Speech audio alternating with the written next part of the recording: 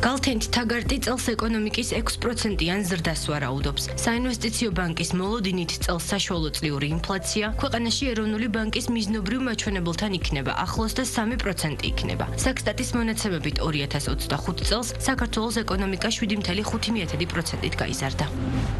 ფინანსთა სამინისტროს ინფორმაციით ბოლო 5 წლის განმავლობაში ბიუჯეტის დეფიციტის მაჩვენებელი მუდმივად კლებადია. სამინისტროში აცხადებენ, რომ 2025 წელს პირველად დეფიციტის მაჩვენებელი მშპ-ს 2%-ს ჩამოსცდა და 1.4% შეადგინა. დეფიციტის შემცირების მაჩვენებელმა კი 1 მილიარდ ლარს გადააჭარბა.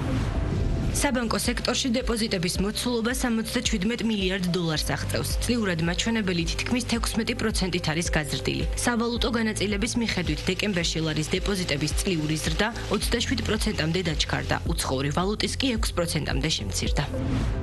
გადაგადაცილებული სესხების მოცულობა გაზრდილია. გასული წლის ბოლოს პრობლემური საკრედიტო პორტფელი 2 მილიარდ 800 მილიონი ლარი იყო, რაც 2024 წლის ანალოგიურ პერიოდთან შედარებით 200 მილიონით მეტია. იმ სესხებლების რაოდენობა, რომელთაც 31 დღეზე მეტი ვადაგადაცილება უფიქსირდებათ, 370,000 ფიზიკურ პირს შეადგენს. კრედიტინფო საქართველოს მონაცემებით 2024 წლის 31 დეკემბრის მდგომარეობით ეს მაჩვენებელი 368,000 იყო.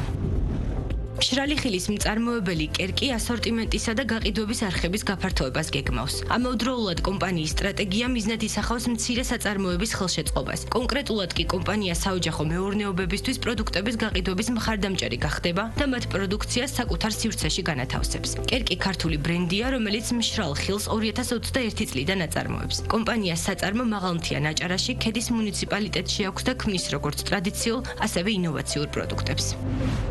საკონსერვო კომპანია კულა ნიგერიაში ექსპორტისთვის ემზადება. მოლაპარაკებები ამ დროისთვის აქტიურად მიმდინარეობს. კომპანია უცხოეთის ბაზრებზეა ორიენტირებული, სადაც წარმოების 75% გადის. საექსპორტო პროდუქცია 30 ქვეყანაში იყიდება. კულას, რომელიც წვენებსა და სხვადასხვა სახის კონსერვს აწარმოებს, ქვეყნის მასშტაბით 5 საწარმო აქვს. ნედლეულის 95%-ს კი ადგილობრივი ფერმერებისგან და გლეხებისგან იბარებს.